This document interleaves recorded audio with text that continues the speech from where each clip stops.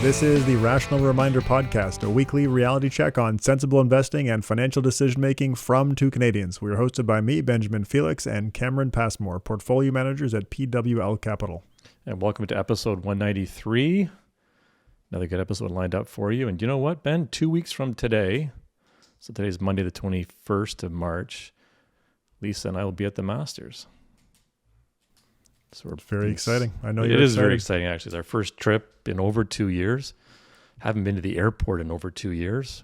And some of the rules have been relaxed to travel back to Canada from the States. But it's going to be super interesting. We get to go on the Monday, so we're allowed to bring cameras. I think it's a much more casual environment, so we're just praying for good flights and good weather when we're there. Cool. I have a couple of TV shows for you. I don't know if you've seen these yet, Ben, or not, but one of them is We Crashed, which is the story of the rise and fall of WeWork. Just came out on Apple TV this past week, so we watched a bit of it on the weekend. There's 3 episodes out. It's what a crazy story. I mean, they almost went public a couple of years ago at $40+ billion. Ended up going last year at $9 billion, currently worth about $5 billion. The character, man, Adam Neumann, the founder, and his wife, Rebecca Paltrow Neumann, unreal characters. If they're like that at all in real life, it's incredible that they actually pulled this off. What a crazy story. And yes, Rebecca is a cousin to Gwyneth Paltrow. So we watched that. 3 episodes are out. Another one we started watching is Super Pumped, which is on Showtime, based on the Uber founder, Travis Kalanick. So we talked about that book last year. Show's created by Brian Koppelman, who was the creator of Billions. So this show has a very Billions feel to it. And again, this story, he is something. Absolutely no regard for laws and rules, and basically represents this movement to what is inevitable, which turned out to be true, I guess, with Uber, but they just crushed it through, San Francisco, then Portland, then New York City, to get people to drive for Uber, but also ride in an Uber. So it's in both cases incredible what they pulled off. They're both now billionaires and started with, and you see this in the show, is absolutely nothing but a dream. So another thing I wanted to highlight is a book, holding up now for those who are watching on YouTube, which this is a book that we both were sent a copy of by a listener, Jorge Diaz. And it's a book called Car Leasing Done Right. And as listeners know, I've been a fan for a long time of leasing. And I find often that many people just don't get how car leasing works. They just don't understand it. And as Jorge starts the book, he says, I love promoting car leasing over financing for one simple reason. It is better in all categories except when you have to drive a lot. And I agree. He goes on to say that the right lease contract is one where the term, kilometers, and coverage give you the most effective, cost-effective way of consuming the vehicle. And that's what this is all about. Leasing is about matching up the lease to how much of the car you're going to consume over the right amount of time. And it goes through, and it's a really easily readable book in a couple of hours. It goes through the math, very simple math on how leasing works, gives examples of a bunch of different popular vehicles and add-ons you can put on the vehicles, such as, winter tires and floor mats and all these things that people talk about all the time. Explains how to negotiate the lease, how to get out of a lease, how to take over a lease. And it's excellent for anyone who does lease a car. I think it's worth the time. Goes with things like the suggested retail price, the PDI, the interest rates, taxes, how residual value works. He answers questions. Should I include snow tires in my lease? How much are different items for a typical car or a luxury car? What's worth putting inside the lease? Should you take the lease end protection? I always do that. His answer is yes, you should take it. I haven't, because I don't have kids, in the car, which puts a lot of wear and tear in the car, and I'm a little fussy with the car, so I don't take it. But fussy. He makes the argument that if you have kids, when I had young kids, the car got beat up a lot more, so certainly be worth it. But he proves it mathematically, which is really, really good. I always get nervous going in your car because you are fussy. When is the best time of the month to negotiate a new lease? It is the last few days of the month, he says. Another really interesting part, and I talked to someone about this morning. They said, what about lease takeovers? And he shows mathematically that people on average save between $2,200 and $4,600 on the cost of the car when they do a lease takeover. And the more someone is put down as a down payment on the lease, therefore driving the price of the monthly lease payment down, the more you save as someone who's taking over that lease.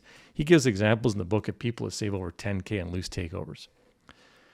Back into the book, all kinds of cool data points, like what is the average down payment people put on all these different models of cars, what the average payments are, what's the average term, and there's all kinds of different term periods for all kinds of different cars. Anyways, bottom line, great resource, great read. Thank you, Jorge. Gave us a nice shout out in the book, and highly recommend it. I have not read my copy yet, but I plan to, and I think that it'll give me the material to make a YouTube video on that topic, which is something I've wanted to do for a long time, but didn't have the Canada-specific data to back it up. So, yeah, and talked to a friend last week whose vehicle is coming off lease, and the dealer is calling him actively to come in and flip for a new one. And he's like, something's up with this. And it's because the value on the market is worth, and it's a 4-year-old vehicle, it's worth almost as much as it was new. Yeah. So in leases, it's all about who gets to keep that equity. Like, are you going to give me that chunk of equity back in my next car? And if you don't know this, that's where dealers are able to make a better spread. Yeah. But you can just buy it, right? He's going to buy it out for sure. Yeah, I've heard a lot of people doing exactly that for exactly that reason. Or look at my car. I bought it 2 years ago now. I've got 17,000 kilometers on it. Well, I bought 20,000 kilometers per year on it when I got it. So now I'm way under mileage. Therefore, it's way over value of what I've been paying as a consumption amount. So I'll have that decision to make when it comes up off lease in a year and a half. But even mileage aside, aren't used vehicles just the used vehicle market is just crazy right now. Totally crazy, and it's really messed up by chips. I listened to a podcast with the head of EV, electric vehicles for Ford, with Barry on the weekend, Redholz, talking about how the average car has like 300 chips in it. The average electric car has 3,000 chips in it.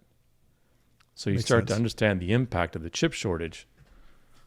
Therefore, used car prices are going up like crazy. Upcoming guests in the next few weeks, we have Bill Janeway, who is phenomenal, talking about venture capital and investing in innovation. And in 3 weeks, we have Professor Sébastien Berthermier, who's a professor at McGill. That is one of, well, you hear some of it come out in the topic we're going to talk about today, but that was a very powerful discussion for my own thinking about financial markets. It's kind of like an extension of a conversation, of part of the conversation we had with John Cochrane, except that Sebastian has papers that show empirically that a lot of that insurance market hedging role that financial markets play, Sebastian has the evidence to back that up, and it's just it's fascinating. And then in 5 weeks, we have Gerard O'Reilly, the co-CEO and CIO of Dimensional. So good guest coming up. Good guest lineup. Quick update on the reading challenge. We now have over 400 participants who read almost 800 books. They've earned almost 1,300 badges. We have 97 reviews written in there, and they're really good. So far, the most popular books, Balanced by Andrew Hallam, Morgan Housel's book, The Psychology of Money, is number 2, and Dr. Anna Lemke's book, Dopamine Nation. There's still time to join. This is something to help motivate you to read more if that's one of your goals. Just go to the Irrational Reminder website and click on the tab 22 and 22. And for the reading challenge, we have later in this episode, Larry Swedroe is going to join us for a little discussion about reading. I think if you've been listening at all, you know Larry, longtime friend of ours, guest speaker of ours. He's been on the podcast and in the community a number of times. He's the director of research for Buckingham Strategic Wealth, and he joins us from his home in St. Louis, Missouri. You can always connect with us at Rational Reminder on Instagram, on Twitter and LinkedIn, and on Peloton at CP313 and hashtag Rational Reminder. Maybe we can talk about some of the reviews we've got, Ben. Yeah, C. Brugman via Apple Podcasts wrote that the podcast is so good, and they've been listening to ours since inception, and it's the first thing that they listen to every Thursday when a new episode drops. Great topics, amazing guests, learn about personal finance, and how to live a fulfilling life. What more could you ask for? And we're great hosts, apparently. It's pretty catchy. Just speaking of LinkedIn, Neil from India reached out on LinkedIn saying he follows the podcast religiously. It's pretty cool to hear from people all over the world. And then Mike on LinkedIn reached out just to thank me for connecting. Wanted to say thank you to you and I for the podcast. And he wanted to note that he enjoyed the book reviews and recommendations, and he's put many on his reading list. And he looks forward to many more. And keep up the great work. He also appreciated the year-end review and the behind the curtains of the stats of the podcast. So that's kind of nice. And get this one that we got. Vic on LinkedIn from Belgium reached out to thank us for the podcast. And he said, the evidence base may not always be the easiest, especially when working as a financial advisor for one of the biggest Belgian commercial banks. But communities like the Rational Minder have supported me immensely. And he was listening to the episode 2 weeks ago and heard us talk about Frederick from Belgium, who was working for an evidence-based financial firm in Belgium. And he was wondering if he could reach out in any way. So I shared their contacts. I don't know if they've connected. I assume they have, but kind of neat how we're able to match people up like that. Yeah, that is cool. Anything else? No, let's go ahead to the episode. Welcome to episode 193 of the Rational Minder podcast. Oh, and I got a book review for you this week. This is a phenomenal book. I learned so much, and kind of the point of the book is the point of the book. So the book's called Stolen Focus, Why You Can't Pay Attention, and it's written by Johan Hari. So I happened to catch him as a guest on Real Time with Bill Maher. I think it was in January he was on. And I thought he presented some really interesting, compelling ideas on what is causing this issue, the fact that so much of our focus is being stolen in society.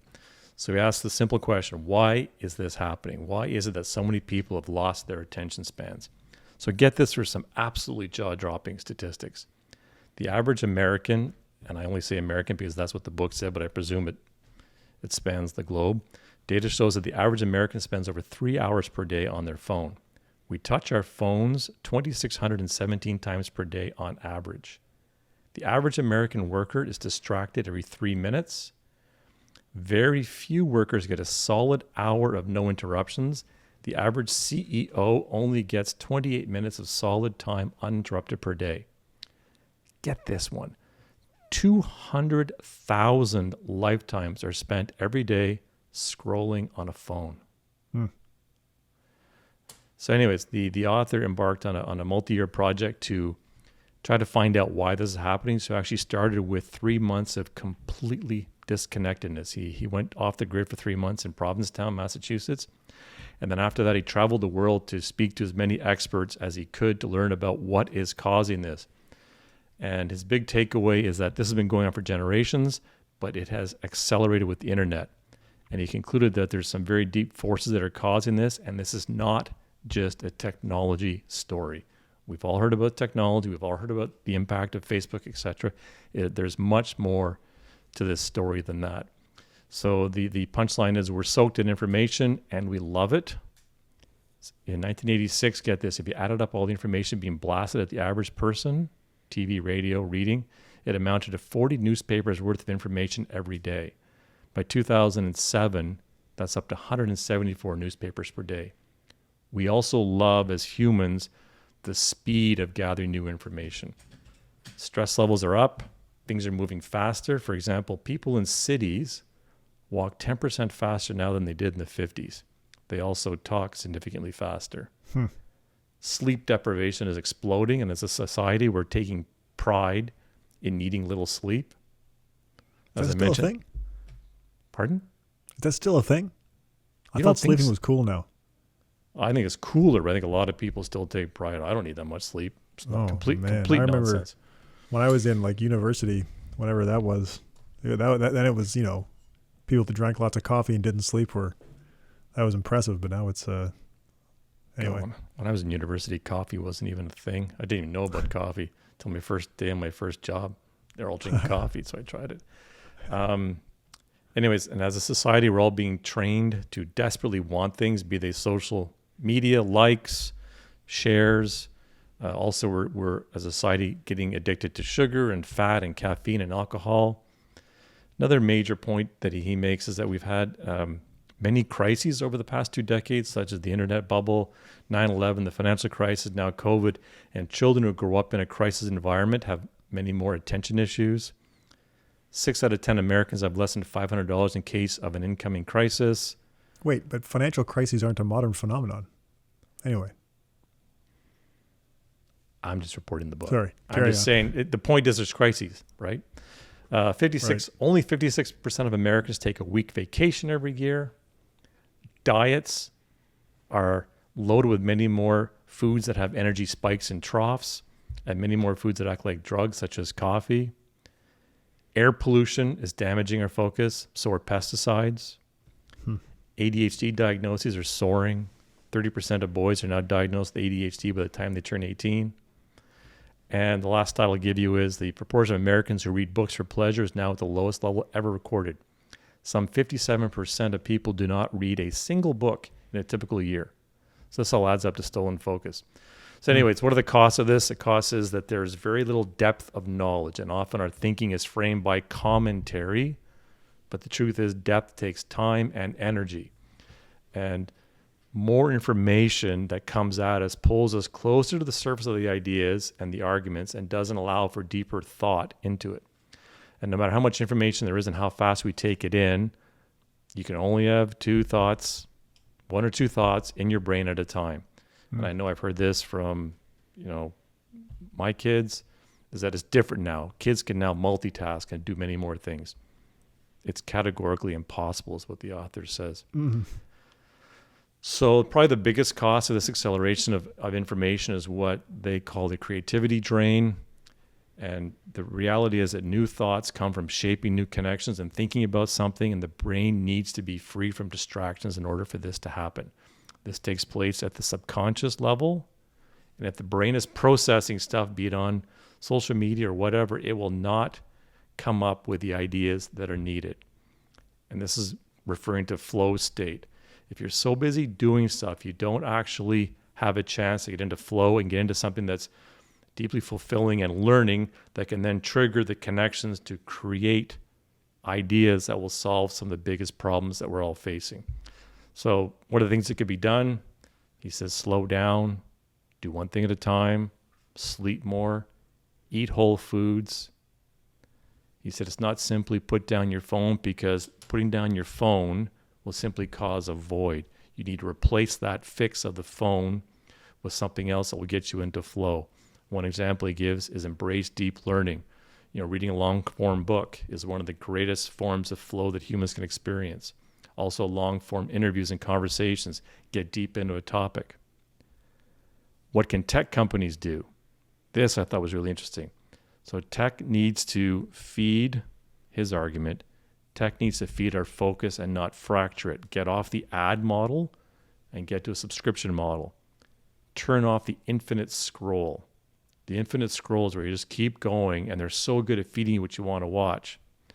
That's an example. He says, Facebook could ask you at regular intervals, what changes do you want to make in your life? They could help you, because they're so good at this, to do that. He says government could acknowledge that social media is now an essential public utility and explain that when it is run according to the wrong incentives, it causes unintended consequences. Anyways, my biggest takeaway, the more flow you have, the better you feel. There's a direct link to satisfaction, happiness. If you don't get into flow, you become frustrated. During mind wandering, you start to make sense of the world. You find solutions to problems. So this is where it all kind of comes together. You're able to get into flow, do some deep learning, then kind of chill and let it kind of ruminate in your head, and you will be happier and more creative. And he says this is exactly what the world needs to solve some of the biggest problems we're facing. There you go. Love the book. Great book. And if you're interested, go check him out on Real Time with Bill Maher from earlier this year. Yep. Those are great ideas in that book. All right, on to some recent news stories. Yep. This first one, kind of like some of the stats we shared a couple weeks ago. Just a tweet post from John Ehrlichman. In 2000, Palm. Do you remember the Palm Pilot? Did you own one? I vaguely remember it, but I never had one. Anyways, Palm was worth more in 2000 than Apple, Google, and Amazon combined. Wild. That doesn't blow your mind. And then came across an article in the May 3rd edition of RIA Intel called The Vanguard Paper That Financial Advisors Will Love to Read. There's no kidding. So it highlights research report from Vanguard Group that basically said that robo-advisors are not the threat to the human variety of advisors. So this is a survey of 1,500 investors done last July who use either human or robo service or both. And no surprise, more than 90% of human advised clients would not consider switching to a robo-advisor, according to the survey. Meanwhile, 88% of robo-advised clients would consider using a human advisor. Well, the robo-advisor platforms are a bit of a joke, right, at this point? I think we can all agree on that. Well, that's kind of what these upcoming stories are. So you want to jump to the next one here? I mean, Wealthfront. Oh, the Wealthfront? Such a great example. I mean, go ahead. We already picked on them last time, but they've announced new investment options. And it's basically, when you look at the investment options that they're offering, it's basically the thematic ETFs that we bashed. I think we said that they were like lighting your money on fire. Yeah, but Ben, it's never been easier to build a portfolio you believe in. Yeah, you believe in, right? You can invest in technology, the metaverse, commodities, a whole bunch of funny stuff like that. But it's inevitable. I mean, they need to find margin somewhere or keep people's attention somehow. So it's not surprising to see that happening. But again, even the robo-advisors couldn't keep you from bad behavior. Yep. Incredible. Another article. Yeah, go ahead. It's a different incentive, right? It's not people are poorly behaved for different reasons, but the robo-advisors they need to find ways to make money off of their customers, and it's not so easy to do that. But I think the other thing that's happening, like the suite of single fund ETFs in Canada are comprehensive at this point, from all sorts of different companies at different fee levels with different tweaks. Like I think the Fidelity all-in-one portfolios in Canada even have some Bitcoin in there. If you're into that kind of thing, you shouldn't be, but if you are. But it's like, why would you pay 40 or 50 basis points to a robo-advisor unless you're getting human advice attached to it, which some of them are doing to an extent for certain asset levels. But it's like, if you're not getting that, there's just no point. And I think that became pretty obvious. Exactly. Another article from Financial Planning Magazine is Gamification and FinTech Hurting Investors. That was in the March 16th edition. And and I talked about this when I met with my friend who had his Robinhood app, and I looked at it, and it is incredible. The platform is beautiful. So the question was, are these online portals good or not for investors? And they found that investors were encouraged to take higher risks than they would on a non-gamified platform. I mean, real big shock there. They said the effect was even stronger with higher volatility assets such as crypto and leveraged derivatives. Again, no big surprise there. No, there have been academic papers on this too. We talked about them. I don't know when that episode was, but we talked about was day trading in 2020 better than day trading historically, and no, it's worse. Yeah, people do worse and take more risks, and largely because of that gamification stuff. Now, some of the gamification, though, can be good, like goal setting and financial planning, perhaps, and some little nudges. But I think when it tempts you or kind of teases the FOMO, that's where it can take a wrong direction. Yeah. Well, it's like what the book that you talked about, that's switching from the free ad-based model to the subscription model. There's no money in goal setting unless you're collecting subscription fees. That's a good point. All right. On to the beef for today. Yep. On to the main topic. So we're going to talk about modern portfolio theory, which isn't that modern. It goes back to 1952. So we're going to talk a little bit about that and then talk about how it's changed since 1952.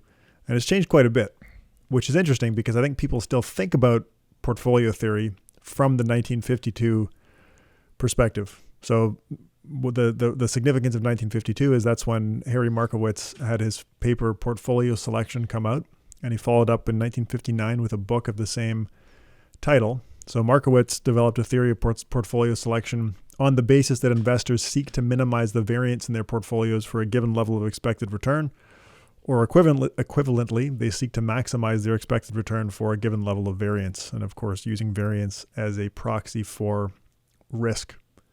Now, theoretically, there's a combination of risky assets that maximizes this function for various levels of risk and expected return.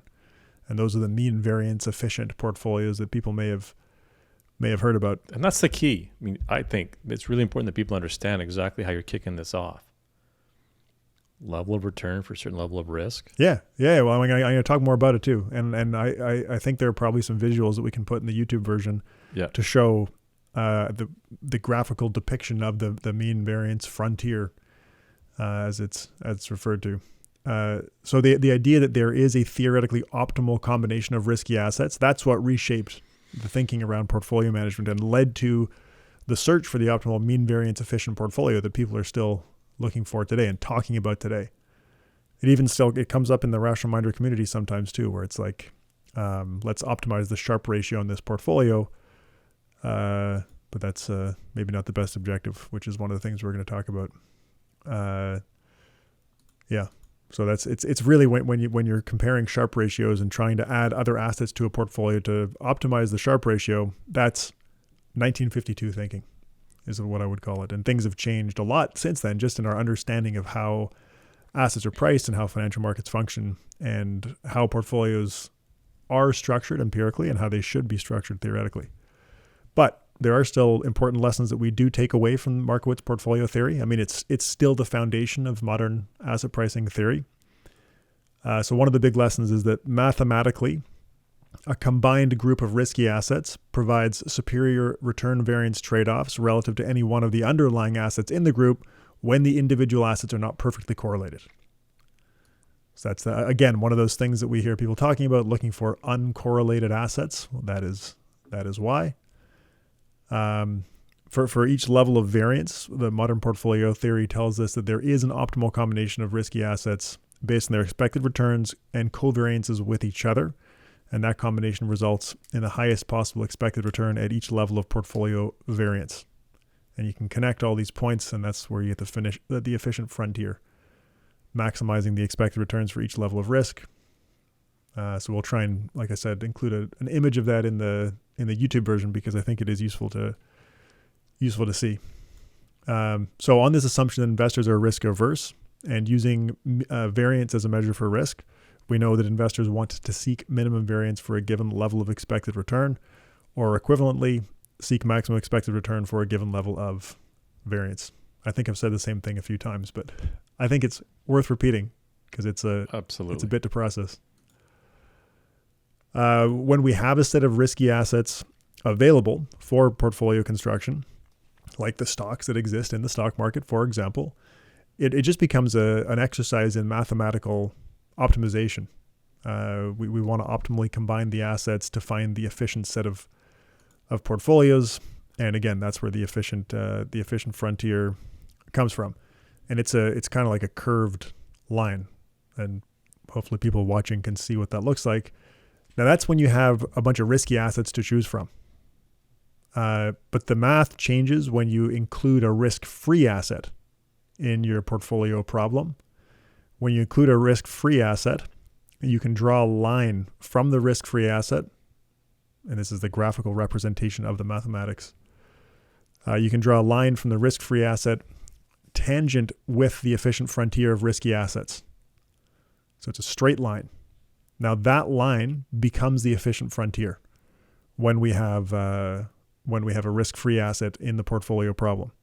So the line connecting the risk-free rate and then touching on the point of tangency With the risky efficient frontier, you get the efficient frontier. So along that line are all of your efficient portfolios. So instead of changing your combination of risky assets to affect your risk and expected return, you're combining the tangency portfolio. So that's the one portfolio, the optimal mix of risky assets.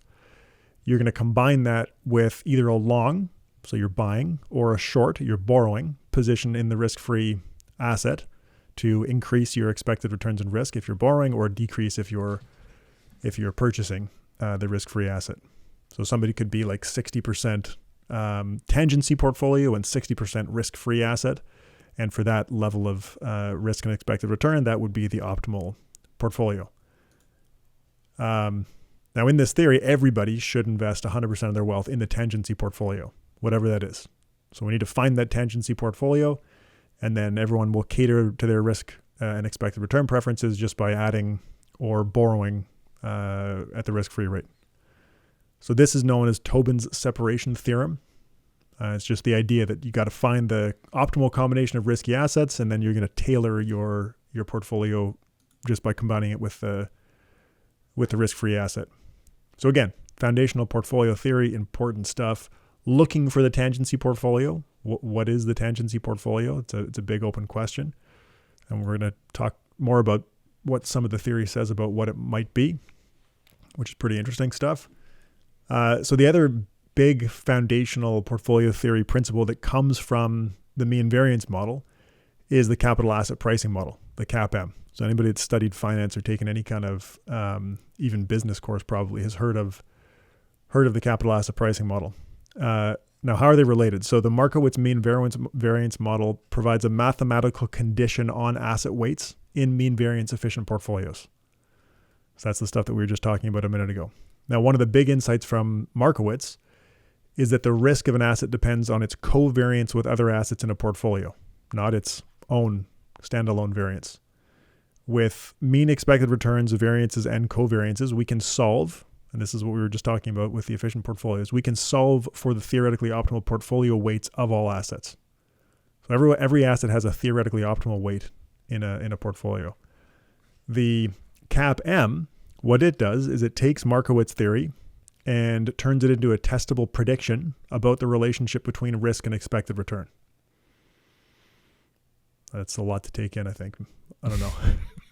Took me a while of rereading that and writing it to understand, but hopefully the next bits will make it clear. If investors are mean variance optimizers, which theoretically they should be, they will hold the tangency portfolio of risky assets alongside a long or short position in the risk-free asset. Given that investors are mean variance optimizers, or on the assumption that they're mean variance optimizers, yep, and that markets must clear, that's for every buyer there's a seller, and for every seller there's a buyer, so markets must clear. Given those assumptions, the market portfolio is the tangency portfolio. The assets contained in the market are being optimally priced to reflect their expected means, variances, and covariances, such that their weight in the market portfolio is their mean variance optimal weight. That's the market pricing mechanism is giving you the calculated tangency portfolio effectively, right, of risky assets. And if something's expected returns are too high for its level of variance and covariance, or if the covariance is too low or whatever, market prices will adjust such that the weight is optimal. If we believe that everybody's a mean variance optimizer, which is of course a question, but on that assumption. So the big insight that we get from the CAPM is that in market equilibrium, the riskiness of an asset is not measured by the standard deviation of its returns, but by its beta, which is proportional to its covariance with the market portfolio. Prior to the CAPM, we might have looked at the volatility, standalone, or variance of an individual stock return. But what actually matters, once we understand CAPM, to asset pricing, at least in this theory, is the stock's beta.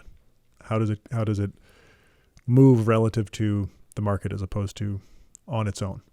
Another way to think about it is that an asset's riskiness does not just depend on its own volatility, but on its incremental contribution to portfolio volatility. Right. And of course, that lesson's very important in evaluating asset classes and asset allocation decisions.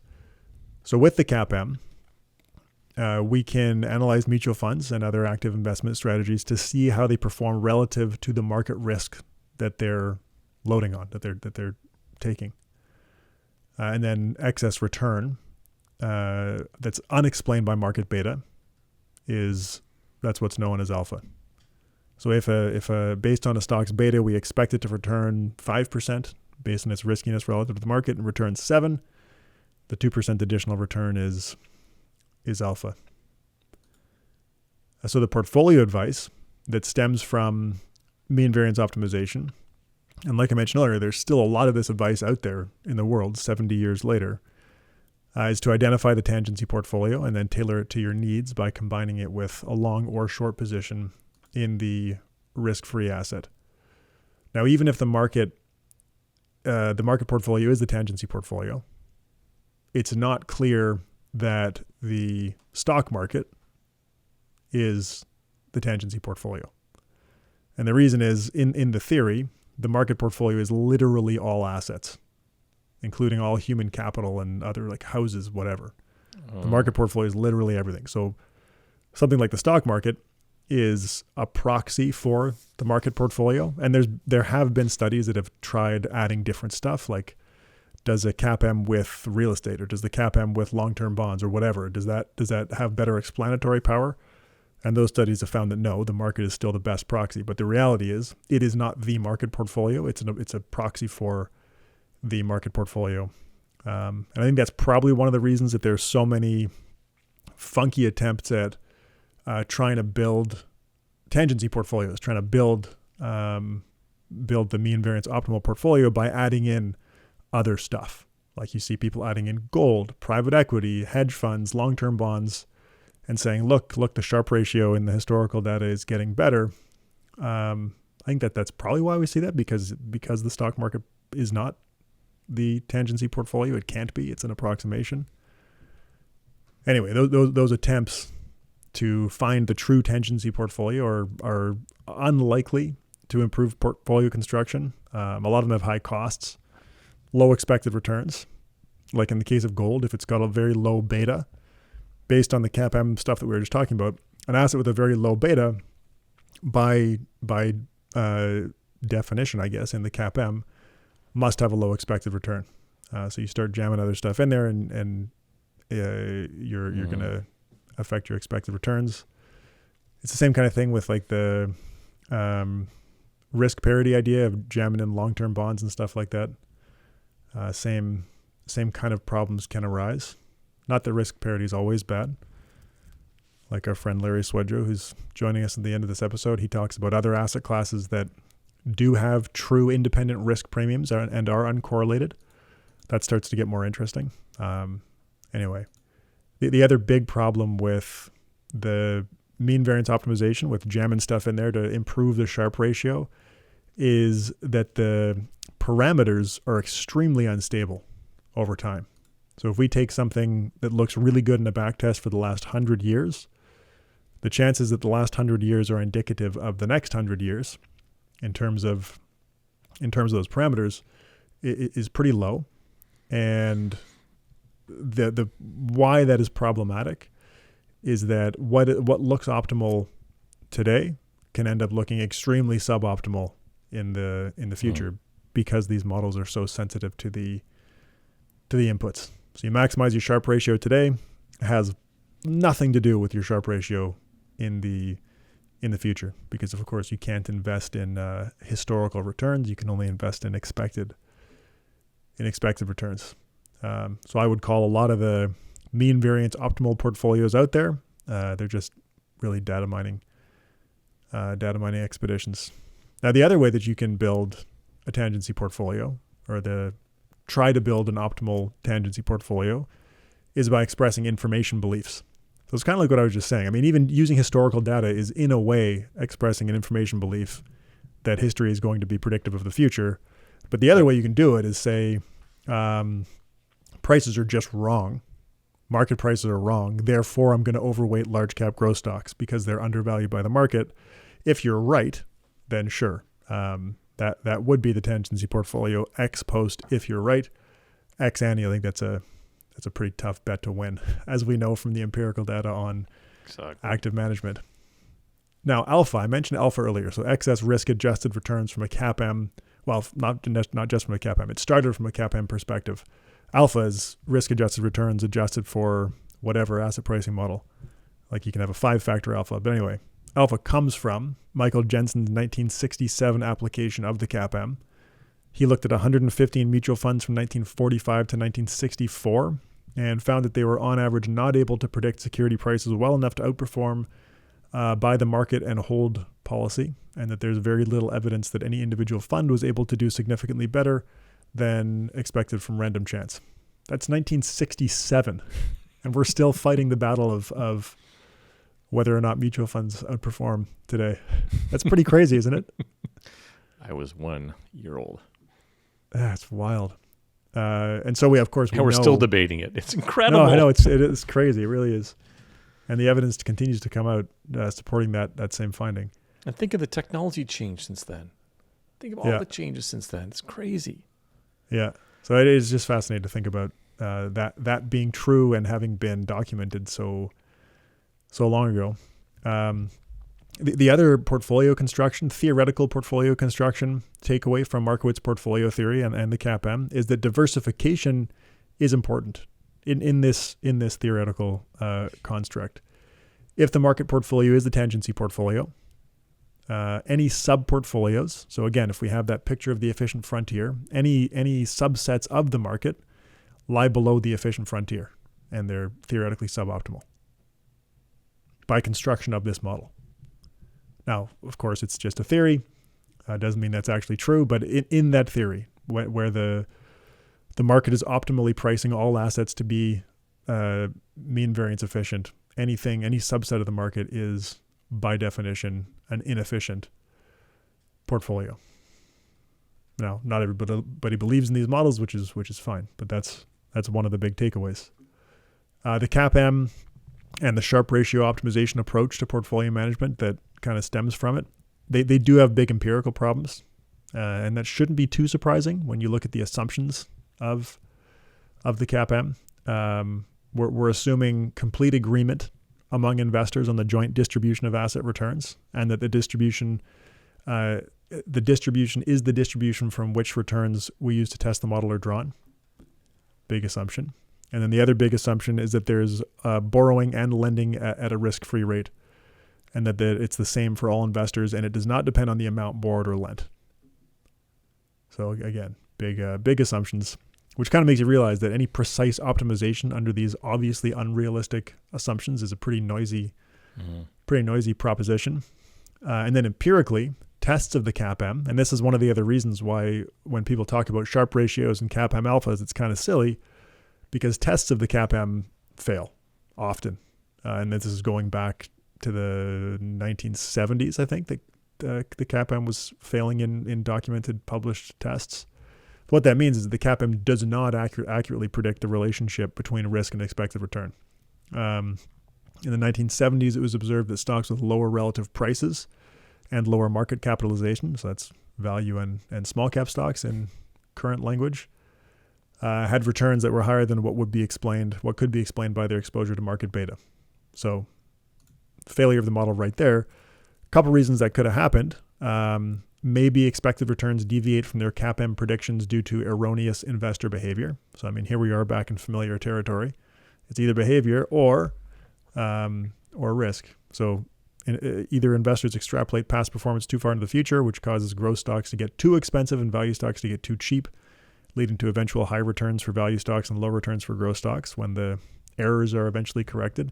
The other possible story is that in addition to portfolio variance, investors also care about how their portfolio behaves relative to other states of the world. And this is where we start to get into modern portfolio theory, multi-factor thinking. So in other words, investors don't just care about variance. They don't just care about the ups and downs of their portfolio. They care about when the variance shows up. So that's my very basic summary of multi-factor thinking. Single factor is we only care about variance. Multi-factor is we care about variance, but we also care about how that variance co-varies with other states of the world that might matter to people or institutions, I guess. So this one goes back to 1973. Instead of, the other thing, CAPM is a single period model. So that means CAPM, whatever. It's a single period model.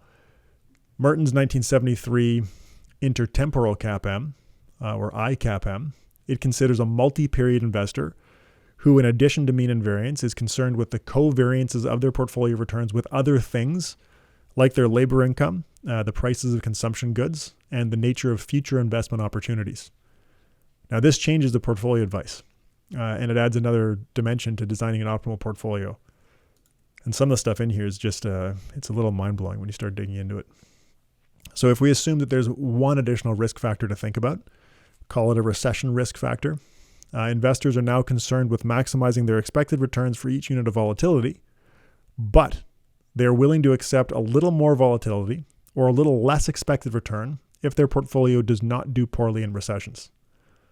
There you go. That's a multi-factor model right there. So in the multi-factor model, you need positions to build a portfolio. You need positions in the market portfolio and the risk-free asset, just like in a CAPM world.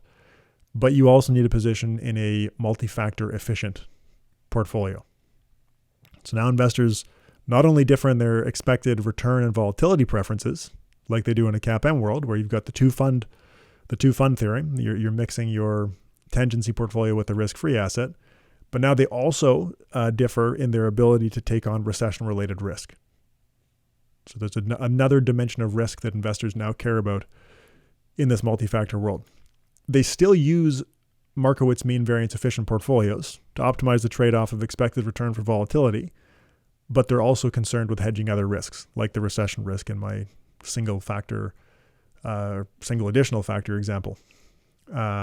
So now the ICAPM multi-factor efficient portfolio combines the mean variance efficient portfolio with hedging portfolios for common risks, like the recession risk, that tend to be protective in those times. So it starts to get pretty interesting, if it's not already, or maybe people are falling asleep. I don't know. I'm excited. So like CAPM investors, the ICAPM investors, they prefer high expected return to low variance. Same preference there. But the ICAPM investors are also concerned with the covariances of portfolio returns with other risks, which means they want to maximize expected returns for a given level of return variance and return covariances with the other relevant state variables. State variables like the recession risk idea, but you could have other state variables. Now, following the same logic and assumptions as the CAPM, market clearing prices imply that the market portfolio is multi-factor efficient. That's important. And it took me some thinking to understand what it meant, so hopefully I can communicate it in a way that people understand. But in a CAPM world, the market portfolio is mean variance efficient. All the assets are optimally priced for mean variance efficiency. In an ICAPM world, the market portfolio is multi-factor efficient, but it's not mean variance efficient. And I'm going to continue, but I've got more to dig into that point in a second. What's right here? If the market portfolio is multi-factor efficient, it cannot be mean variance efficient because investors are combining the mean variance optimal portfolio. So that's one thing. There's a mean variance optimal portfolio that exists. Investors are combining that with the state variable hedging portfolios. The combination of the mean variance portfolio and the hedge portfolios is the market portfolio, which is multi-factor efficient. But because the market portfolio is combining the mean variance efficient portfolio with the hedging portfolios, it's a combination of both of those things together. The market portfolio cannot be the mean variance efficient portfolio. Does that make sense? I can see people hitting the back up 15 seconds to replay that. The market portfolio is the combination of the theoretical mean variance efficient portfolio and the hedging portfolios that people are willing to sacrifice a little bit of expected return or a little bit more variance so that it doesn't co-vary with other risks that matter to them, like the recession risk example. So because the market portfolio is both of these things together, because of course every stock has to be owned. The average investor owns the market. So that means that the average investor owns a combination of the mean variance efficient portfolio and the hedging portfolios. Yep.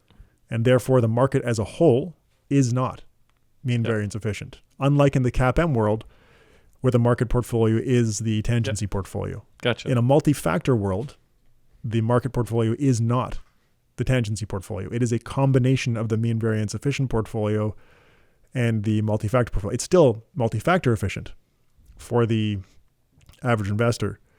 But of course, not everybody is the average investor.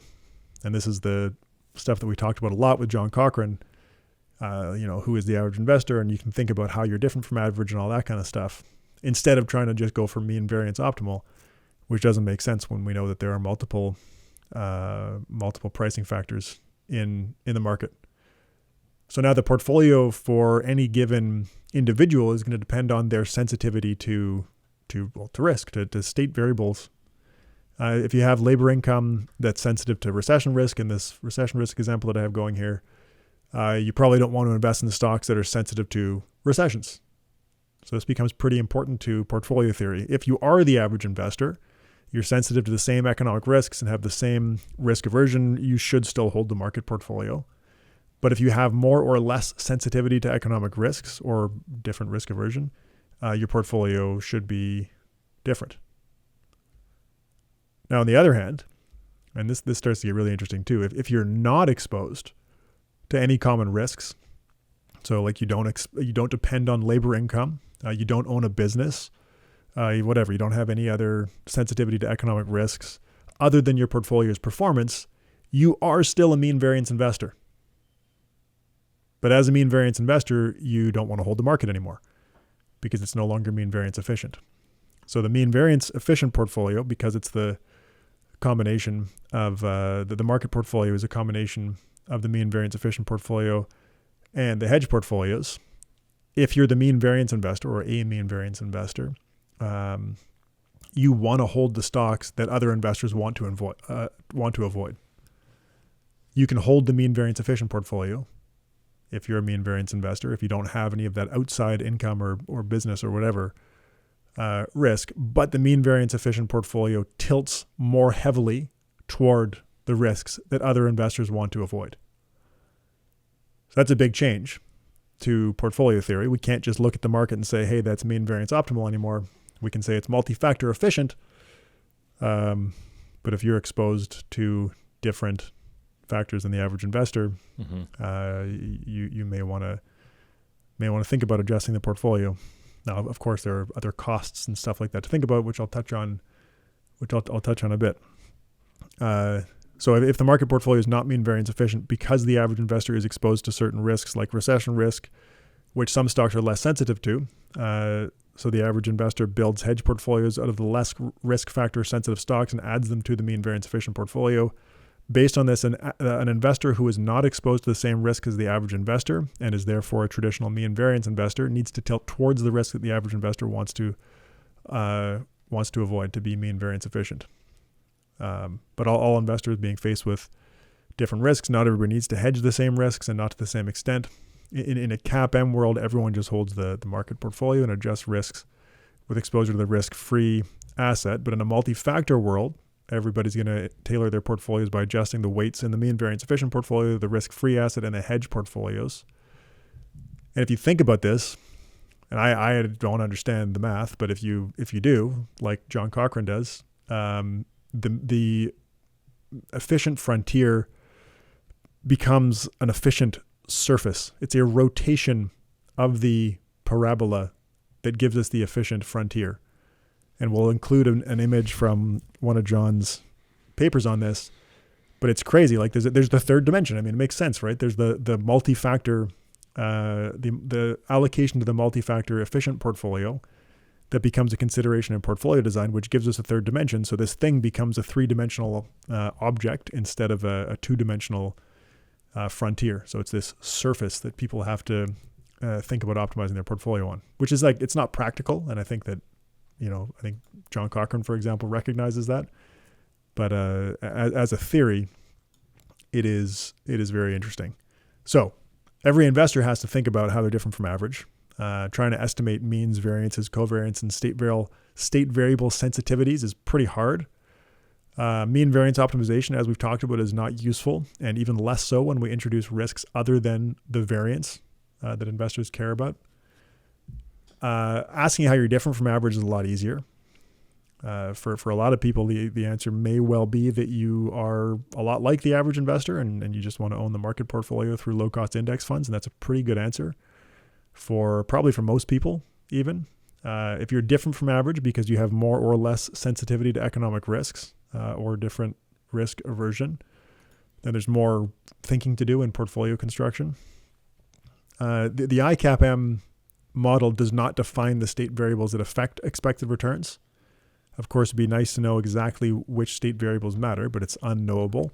But this is where Fama and French's 1993 paper becomes important. So they took the empirical literature about the returns with small cap and value stocks that were unexplained by CAPM, and they kind of suggest, hey, these stocks might reflect unidentified state variables that produce non-diversifiable risks.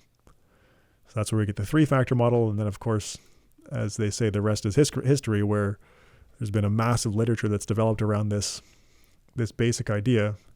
When you think about it empirically, value stocks tend to be under distress, have high financial leverage, face substantial uncertainty in future earnings. They tend to be riskier than growth stocks in bad times and only slightly less risky in good times. And they deliver low returns when labor income and consumption fall. So based on that, we might expect investors with high human capital and high exposure to macroeconomic risk to tilt their portfolios toward growth stocks in equilibrium, of course, to act as a hedge portfolio. In equilibrium means like you take all the people that look like that. This is how you'd expect them to behave. Now, all that theory that I just talked about, I think a lot of people would think, including me, before I read some of the papers I'm going to talk about next, like, yeah, this is nice in theory, but like, yeah, right. Come on. People don't think like that. But the fascinating thing about large groups of people, I mean, we know this from asset pricing in general, just when you like market efficiency as a model. You take any average Joe off the street or even any institutional investor and ask them why they made that investment decision, why do they pay that much for that stock, you're probably not going to get a market efficiency answer. Right. Probably not. But if you take everybody together, and there are however many millions of people participating in financial markets, you take everybody together and they're actually pretty smart. And I think it's kind of similar when we start talking about this. How do people behave in aggregate? Well, hey, it turns out they actually behave kind of exactly how the theory would predict. So there's a paper from Sébastien Berthermier, who's, like we mentioned at the beginning of the episode, an upcoming guest. And so as a side note, I only touch on his papers very briefly, but in a few weeks we have a full episode where we like really dig into this with him, and it's fascinating stuff. 3 weeks. And maybe this is even why I decided to cover this topic. I don't know. Can't remember. Anyway, so when you look at the data, and it's not easy to get this data in North America, but they used a representative random sample of approximately 70,000 Swedish households. I guess you can get more granular data for Swedish investors. And this is a paper of Professor Berthermier's that was published in the Journal of Finance. So they find that households progressively shift from growth to value as they become older and their balance sheets improve. Interestingly, exactly what the theory would predict. And investors with high human capital and high exposure to macroeconomic risk tilt their portfolios away from value stocks. Again, that is what the economic theory would predict. So it's pretty interesting to see empirical support for it. It's consistent with the greater hedging demands of younger and less wealthy investors, and older, wealthier investors tending to look more like the mean variance investor. So again, fascinating empirical support for some, and this is a 2017 paper. And then I'm going to talk about a working paper that's 2019, I think, or no, even more recent, 2021 maybe. but it's supporting theory that goes back to the 1970s. So it's kind of neat to think about. So the more recent working paper, and again, we talked to Professor Bertimi about this when he was a guest, or when he will be a guest. What do the portfolios of individual investors reveal about the cross-section of equity returns? This is a sample of all Norwegian investors from 1996 to 2017. In this sample, they find that mature and wealthy investors tend to hold stocks with large market capitalizations, low prices, high profitability, low investment, and low CAPM betas. And that's similar, interestingly, to the U.S. institutional investors documented in another recent paper, a demand system approach to asset pricing. So now I've got wealthy households and institutional investors that have portfolios with low value stocks, value with high profitability, low investment, and low CAPM betas.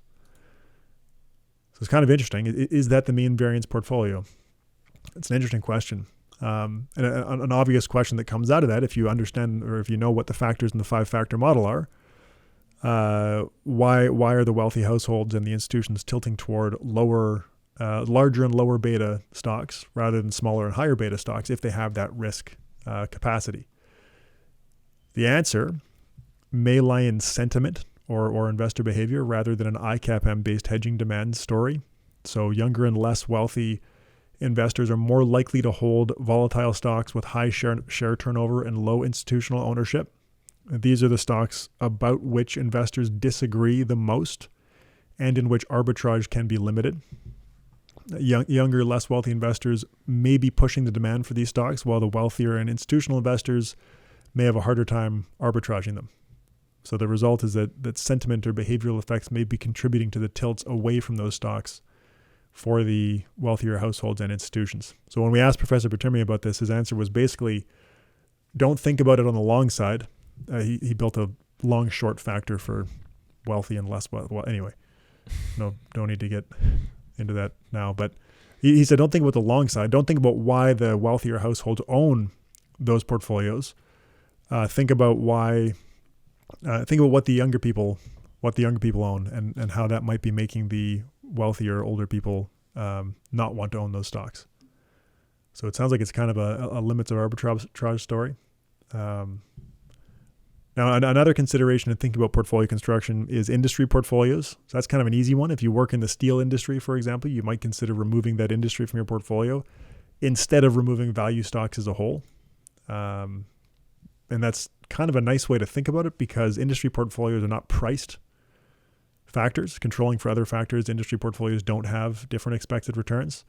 So theoretically, you can reduce your portfolio's covariance with the state variable sensitivity of your industry without affecting your expected returns. Right. Kind of neat, but probably impractical, which is too bad. So portfolio theory has come a long way since 1952.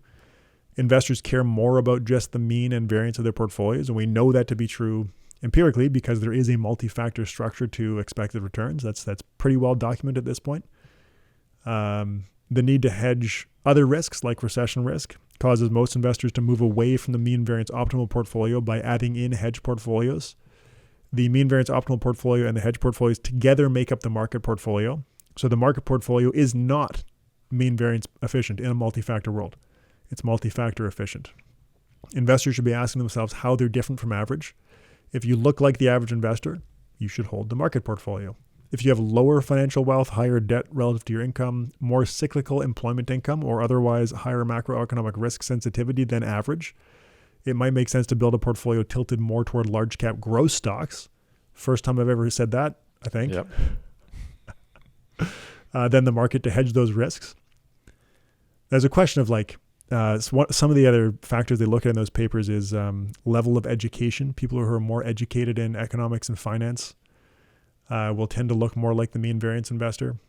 So there's an interesting dynamic in there too. If you take everybody in aggregate, even somebody who has the characteristics that would make them, average or below average in their risk capacity, if they have an understanding of the risks they're taking, maybe that changes their risk aversion, decreases their risk aversion, and they can still, a low wealth investor with lots of debt, well, you can still be a value investor. Just in equilibrium, you wouldn't be. And you have to understand that you're taking more risk than somebody working in tech, somebody working in a value industry, somebody working in steel or in oil and gas or something like that. If they're comparing their portfolio to their, cousin who works in software, and you guys have the same portfolio, the same value tilt, well, the person with the value like human capital or the exposure to the steel industry or whatever, they're taking a lot more risk than their cousin with I don't know why I say cousin, but the person with the growth portfolio. So your financial asset portfolios can look the same in terms of asset allocation, but the person with the more macroeconomic risk in the remainder of their financial situation is taking on way more risk. So I think that's one of the big takeaways for people to understand. And likewise, in the rational minder community, everybody's talking about their value tilt. Well, hey, how does that relate to your human capital?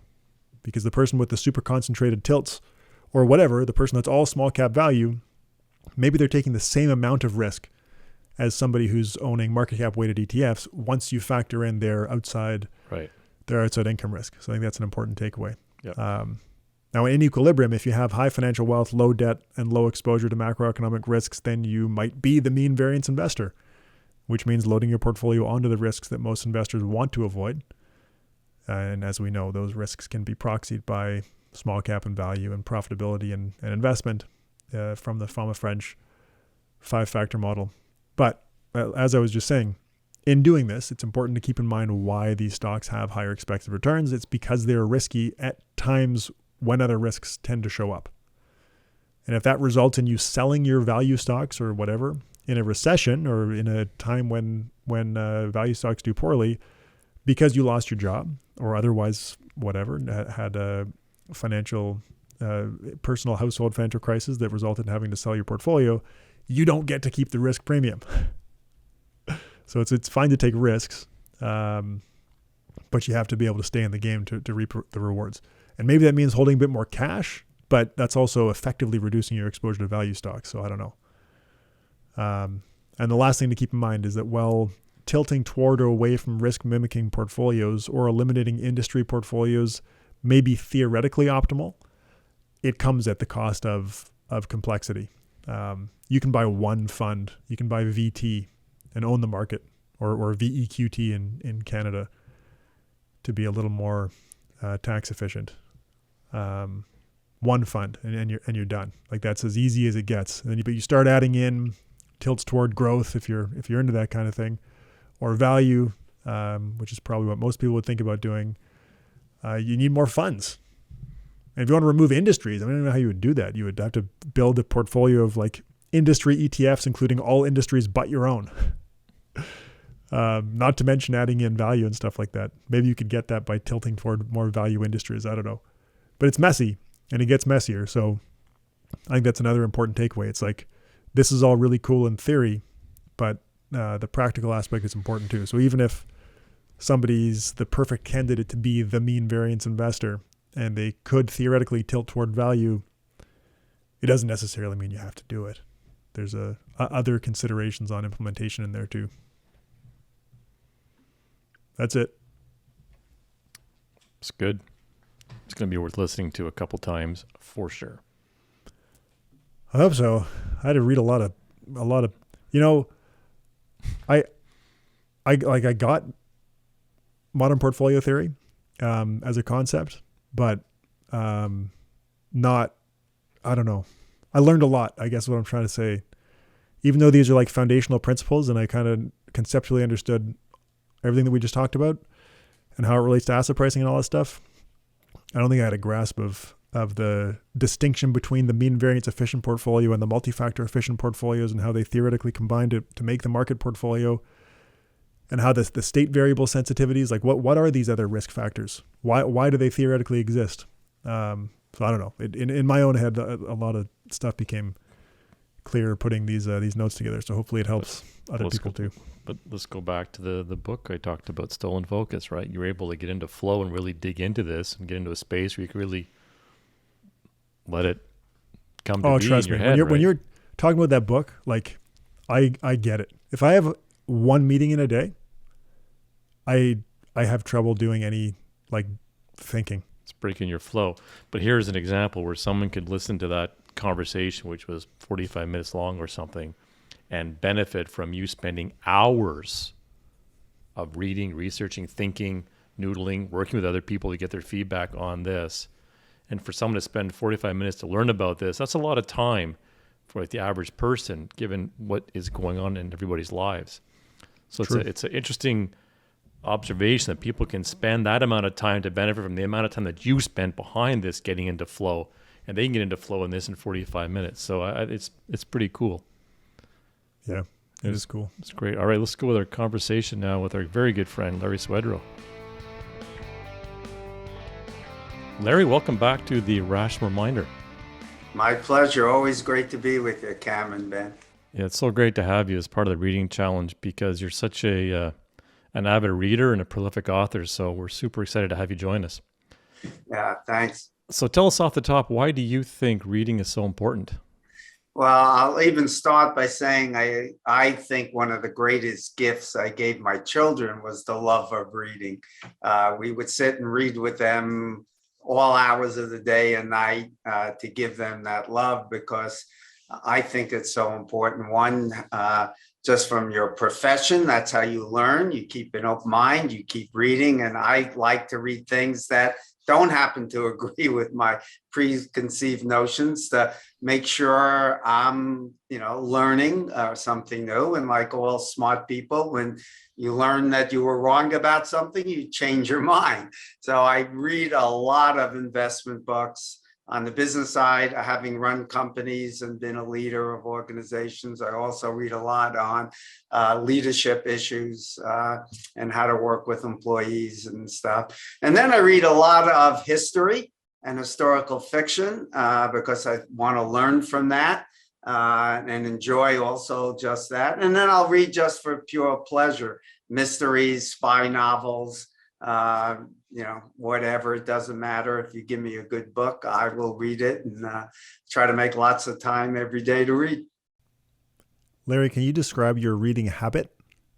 Yeah, sure. Whenever I don't have something to do, I'll pick up my book. But I'm pretty disciplined every day, at least sitting down for a half hour or an hour. Whenever I have to go visit a doctor, for example, I've got a book with me, so I'm not doing anything. I'm using that time. When I travel for business, I've always got at least 2 books in case the plane is late. I've even been on tout tours, which is kind of upscale travel, for 2 weeks, and I'll take like 6 or 8 books with me because I'll have plenty of time to read on the bus and the planes and the hotel room. So I read whenever there's any spare time, even when I'm watching like the NCAA tournament. In between commercials, I'll read a few pages. So I'm curious about the tactics that you use for capturing the ideas from what you read so that you can use them later. How do you do that? Yeah, that's a really interesting question. First of all, if I'm reading anything related to what I might want to be learning or writing about, I always have a pen with me. I mark it down. I write the page number in the book, and then I'll go back to that, look through it, and then write it up immediately. So I've got that information handy. I'll either write a book review from that, or I'll use that for an academic type of paper, helping investors understand the key points.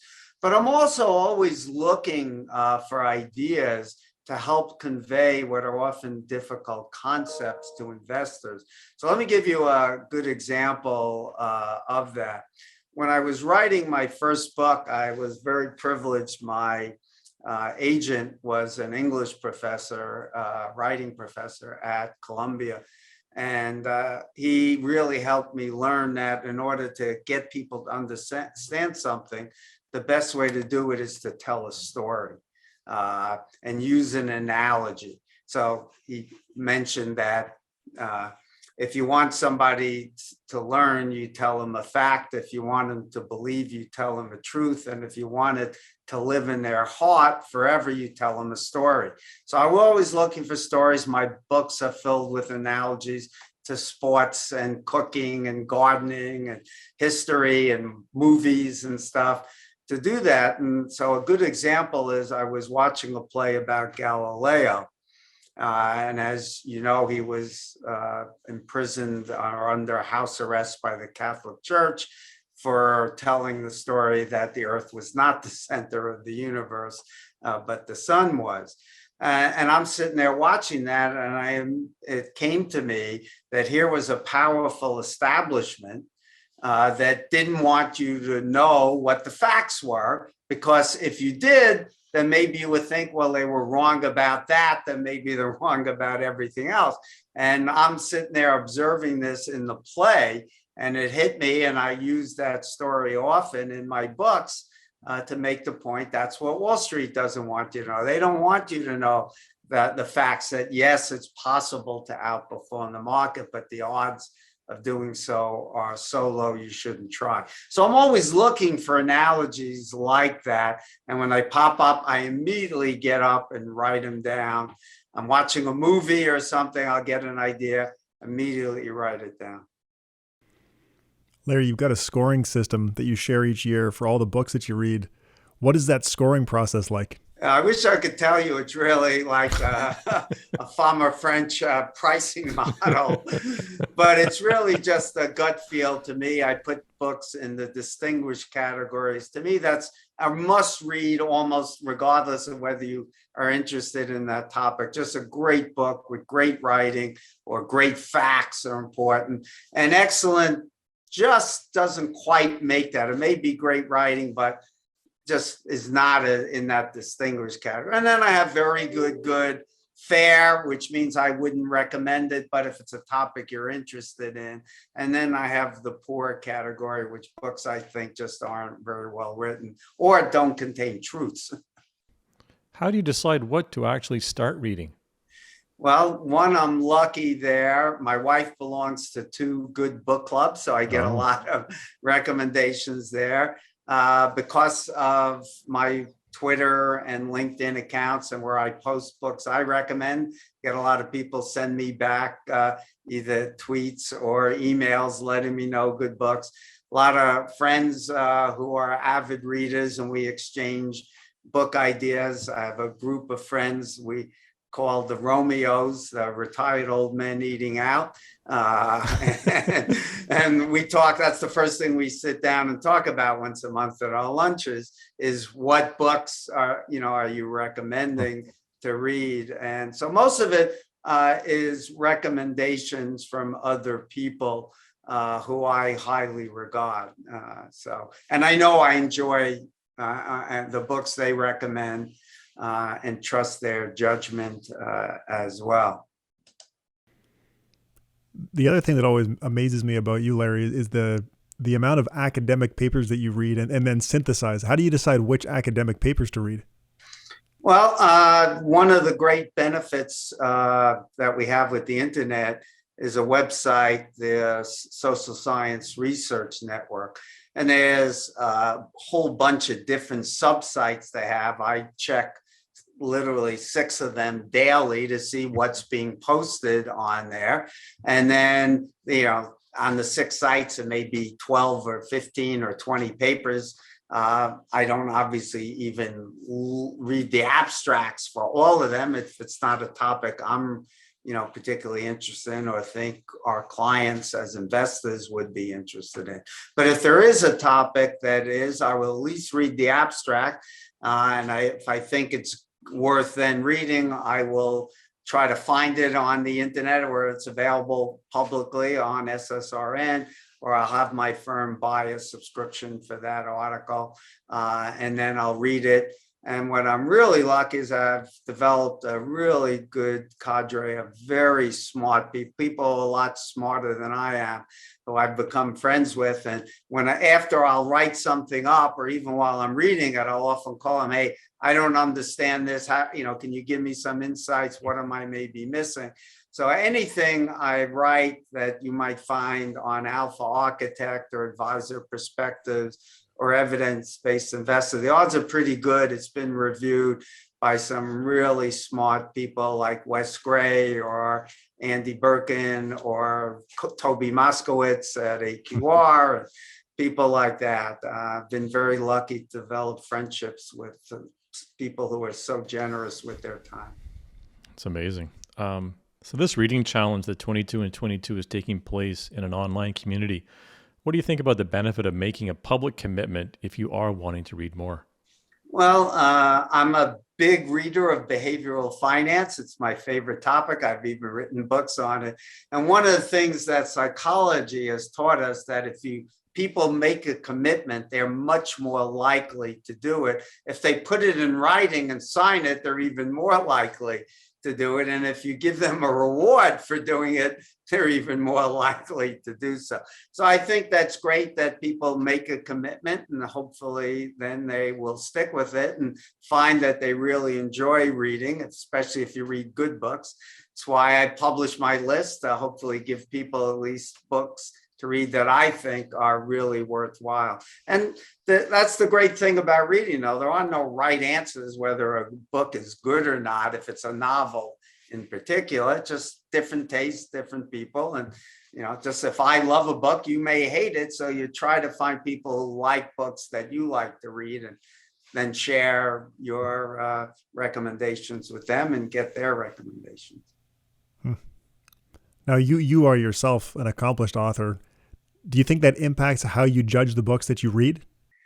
I don't think it has any impact on where I rate books in terms of quality, but I will say this. I will only write on my column a book recommendation for books that I really loved and people think are worth reading. Even if I don't think it's the best book, if I think there's something worthwhile for them reading. I just posted a book that just came out on risk parity. I thought it was a good introduction to learn about the concepts. But if I find the book is poor, you won't see me putting it out, say, don't read this book. So maybe a little bit more kindness because I'm an author myself, maybe.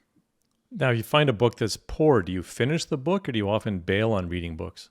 I have very rarely not finished a book if it's a novel or historical fiction, things like. Only a couple of times, really, in my whole life, have I abandoned books.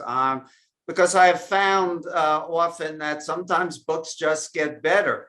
And one of my favorite books of all time, I almost gave up at 100 pages. That was that far into it.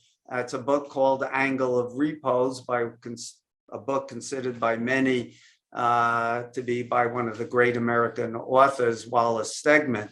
And that book, I was about to quit, and then it just got better. And the book is a fabulous book, and I'd recommend reading anything Stegner writes. My wife is much more likely to abandon something. She'll quit on a movie after 5 or 10 minutes. I'll give it a lot longer. But if it's an investment book, I will say, and it's not well written, or I don't think it's factual, I might read 20, 30, 40, and then just give up because I don't think it's worth my time.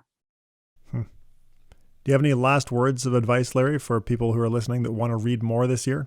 Yeah, just make the time, carry a book around with you instead of watching some reality TV or cooking show. Nothing wrong with any of those things, but I think reading is one of the great joys in life. And the best thing about reading is you'll never get to read all the books that you probably would enjoy. I'll leave one last word of advice. People often ask me, what's my favorite book of all time? I would judge that by the fact I've read it 4 times in about every 10 years or so. Now I go back and read it again. I think it's the greatest story of revenge ever told, and that's the Count of Monte Cristo by Dumas. The most important book, I think, was Ayn Rand's Atlas Shrugged, but I think the best book for enjoyment reading is the Count of Monte Cristo. I want to thank you, Larry, for this, but also Cameron mentioned the community that people are making the public commitment to reading in. I just want to thank you for your continued involvement in there. I know that everybody that's in the community appreciates your contributions, and you're so generous with your time. So wanted to take the opportunity to thank you for that. Yeah, my pleasure. It's always happy to help. It's my way of giving back. One of the great joys for me is every week I get pretty much an email from somebody somewhere in the world who I don't know, will never meet, just thanking me for having helped them achieve their life and financial goals and prevent them from getting ripped off from Wall Street. That's the benefit. And that's, people say it's much better to give than to receive. And that's absolutely true here. It's a real pleasure to know that you're helping people and making a difference in their lives. Well, it's that spirit how you and I met, Larry, back in 99, I think, maybe 2000. But I think it was 99 that you and I met for the first time. So you've been that gracious all the way along. So we really appreciate it. Yeah, even got you out whitewater rafting. Twice. You did. We had a blast. It was great. So Larry, thanks so much for joining us. And thanks everyone for listening this week.